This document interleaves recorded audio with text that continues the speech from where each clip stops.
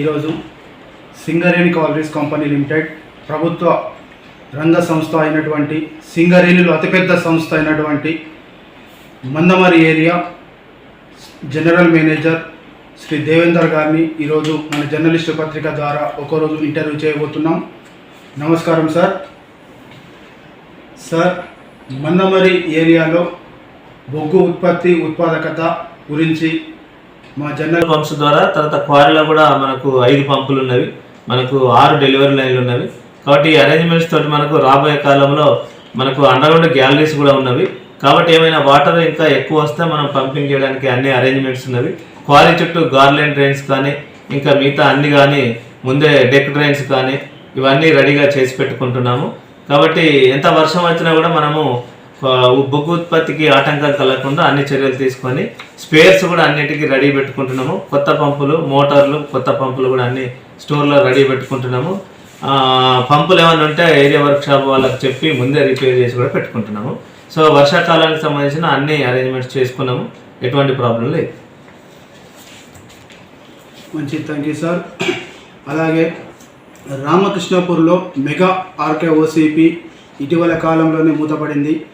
దానికి తోడు సిహెచ్పి కూడా ఉంది సార్. ఇక్కడ బొగ్గులు, రేకులు సరఫరా చేస్తూ ఉంది.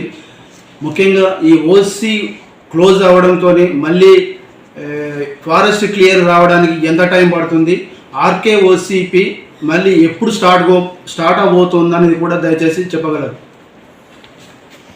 ఆర్కేఓసిలో మనకు లాస్ట్ ఇయర్ మనకు 9,20,000 టన్నులు మనము సాధించాము.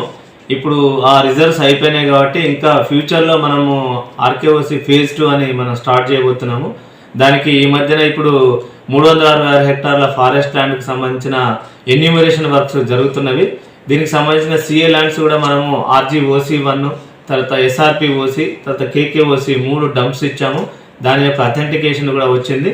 సో త్వరలో మనకు ఎన్యూమరేషన్ కంప్లీట్ చేసుకుంటే మనకు డిఎఫ్ఓ గారు రిపోర్టు ఇన్స్పెక్షన్ చేసి దానికి సంబంధించి సిఏ స్కీమ్ తయారు చేసి మనకు హైదరాబాద్కు పంపిస్తే, అక్కడ నుండి ఢిల్లీకి పంపిస్తే మనకు ఈసీ ప్లస్ ఈ ఫారెస్ట్ ల్యాండ్ 366 హెక్టార్ల ఫారెస్ట్ ల్యాండ్ పర్మిషన్ వస్తే ఒక 1 year కాలంలో మళ్ళీ రీఓపెన్ చేస్తామని దానికి అన్ని రకాల ప్రణాళికలు కూడా తయారు చేస్తున్నాము. ఒక 1 year కాలంలో మళ్ళీ ఆర్కేఓసి పునః ప్రారంభం అవుతుంది. దాదాపు అందులో 34 మిలియన్ టన్నుల బొగ్గు ఉంది. అది సుమారు 10 సంవత్సరాలు వస్తుంది జీవితకాలము, 10 నుండి 12 సంవత్సరాలు. కాబట్టి ఆర్కేఓసి ఒక 1 year కాలంలో రీస్టార్ట్ చేస్తాం.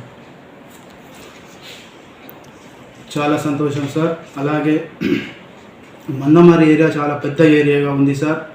ఎందుకంటే గతంలో రామకృష్ణపూర్ ఏరియా ఉన్న ఏరియాను కూడా ఎత్తివేసిన తర్వాత మందమరి ఏరియాలో విలీనం చేయడం వల్ల సింగరేణి మొత్తంలోనే పెద్ద ఏరియాగా ఉంది.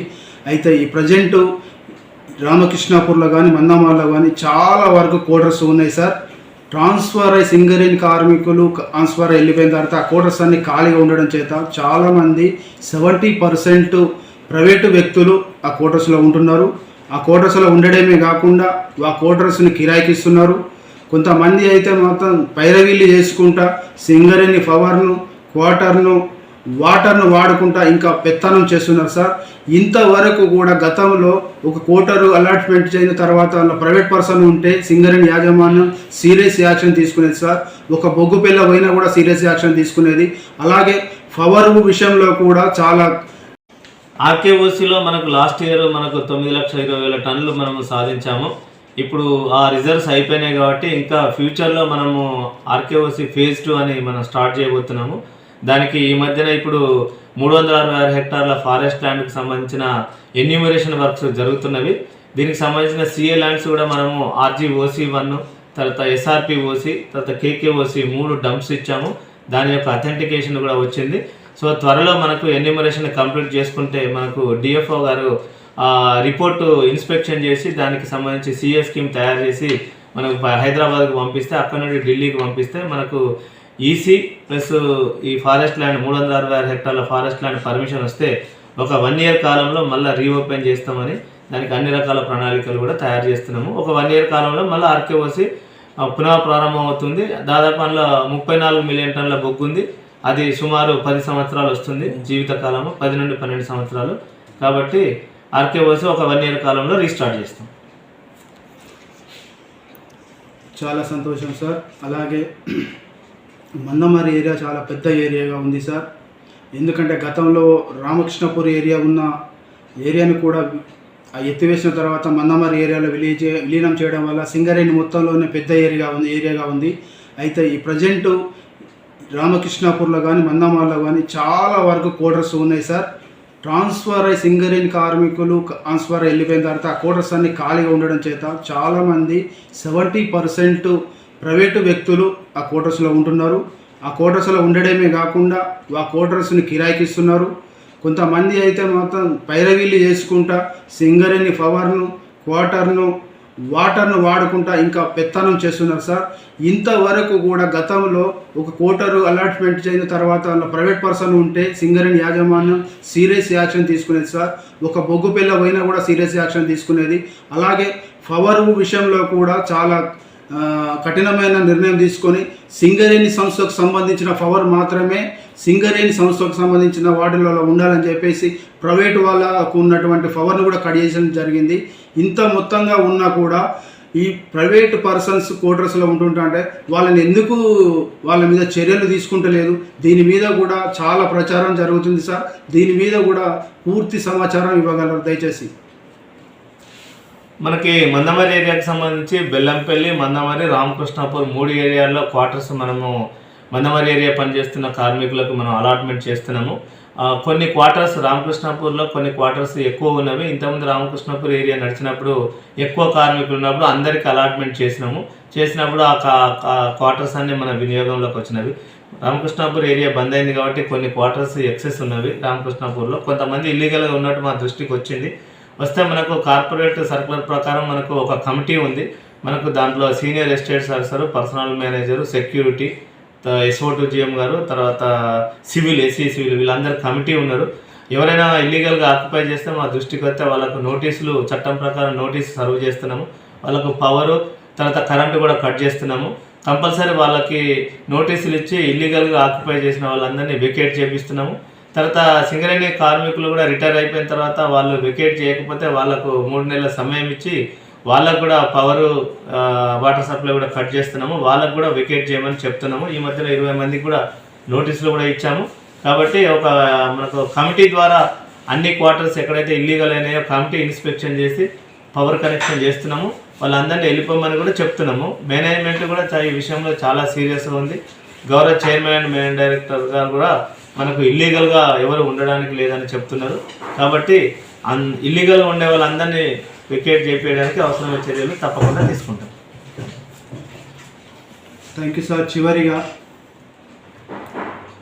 ఈ బెల్లంపల్లి రీజియన్లో సింగరేణి స్క్రాప్ అనేది చాలా విచ్చలవిడిగా ఎక్కువ శాతం ఉంది సార్. దాంట్లో చూస్తే మందమరి ఏరియాలో వర్క్షాప్ కానీ స్టోర్ కానీ మూతపడిన స్టోర్ కానీ గ్యారేజ్లో కానీ ఇప్పటికీ కూడా చాలా పెద్ద మొత్తంలో ఈ స్క్రాప్ ఉంది సార్. ఈ స్క్రాప్ విలువ కొన్ని లక్షల విలువ చేసే విలువ అది వట్టిగా చెత్త చెదారం అయిపోతుంది. దీని మీద కూడా చర్యలు తీసుకోవడం లేదనేది ఆరోపణలు జరుగుతున్నాయి. దీని మీద ఎలాంటి చర్యలు తీసుకోబోతున్నారు? ఈ విషయాలు కూడా చెప్పగలరు.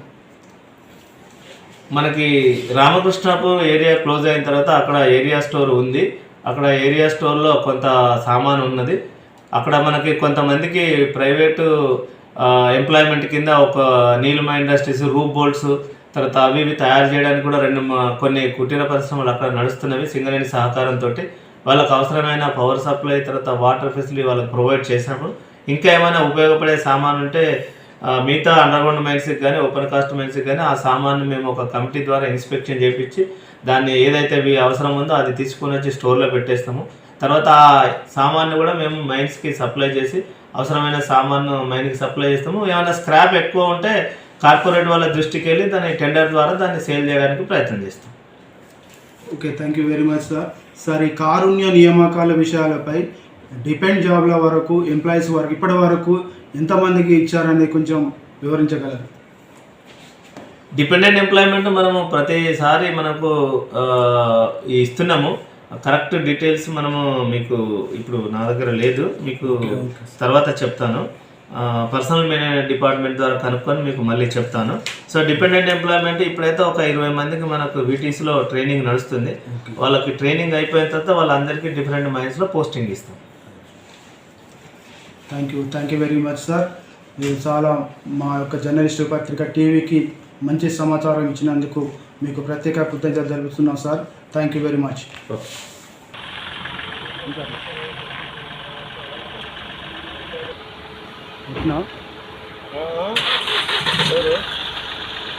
అయ్యో ఈ మాత్రం నీకు నెక్స్ట్ మాత్రం నేను మొత్తం ఇప్పుడు నేను రెడీ అయ్యాను చూడు. నేను నెక్స్ట్ మాత్రం చూడు.